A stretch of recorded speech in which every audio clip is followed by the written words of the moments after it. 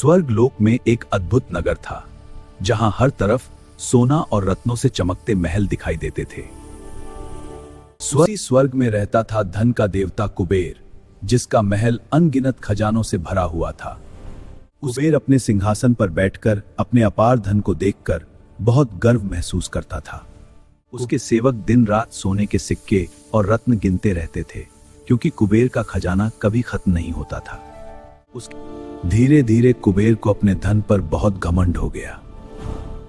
वह देवताओं से कहने लगा, दुनिया में मुझसे ज्यादा अमीर कोई नहीं है। एक दिन कुबेर ने सोचा कि वह भगवान शिव और माता पार्वती को अपने महल में भोज पर बुलाएगा। वह कैलाश पर्वत पर पहुंचे और बड़े आदर से उन्हें अपने महल में आने का निमंत्रण दिया। भगवान शिव और देवी पार्वती, मैं आपको आदर पूर्वक अपने महल में आमंत्रित करता हूं। वह भगवान शिव मुस्कुराए और बोले, हमारी जगह हमारा पुत्र गणेश तुम्हारे भोज में आएगा। यह सुनकर कुबेर खुश हो गया, क्योंकि उन्हें लगा कि एक छोटे बालक को खिलाना बहुत आसान होगा। कुबेर ने तुरंत अपने महल में एक बहुत बड़े भोज की तैयारी शुरू करवा दी। महल के विशाल भोज कक्ष को सोने के दीपक और फूलों से सजाया गया। सैकड़ों तरह के स्वादिष्ट पकवान और मिठाइयां सोने की थालियों में सजाई गईं। कुबेर के महल में कई देवता भी इस भव्य भोज को देखने के लिए आने लगे। कुबेर गर्व से सबको अपना महल और भोजन की भव्य व्यवस्था दिखा रहा था। यह है मेरे महल का भव्य भोजन कक्ष। उसी समय भगवान गणेश मुस्कुराते हुए कुबेर के महल की ओर बढ़ने लगे। कुबेर ने हाथ जोड़कर भगवान गणेश का बड़े सम्मान के साथ स्वागत किया। गणेश जी भोजन की मेज पर बैठे और उन्होंने खाना शुरू किया। गणेश जी इतनी तेजी से खाने लगे कि सेवक लगातार नई नई थालियां लाते रहे।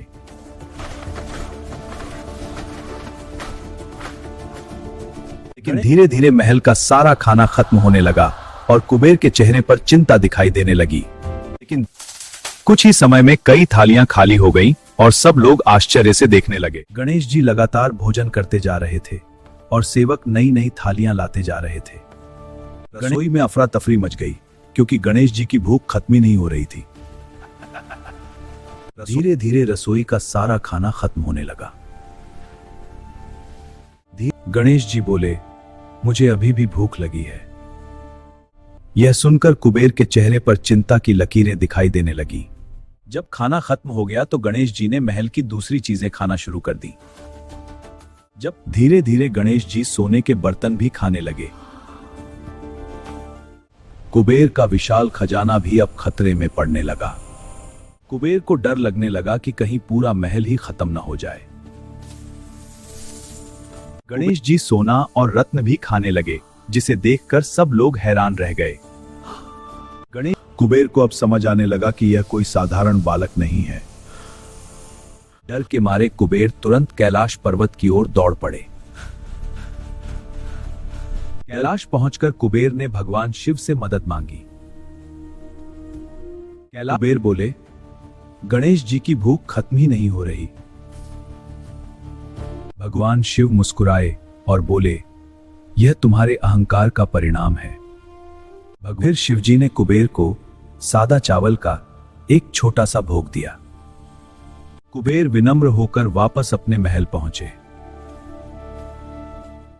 उन्होंने हाथ जोड़कर गणेश जी को वह सादा भोग अर्पित किया। भोग खाते ही गणेश जी की भूख शांत हो गई और कुबेर का अहंकार भी टूट गया।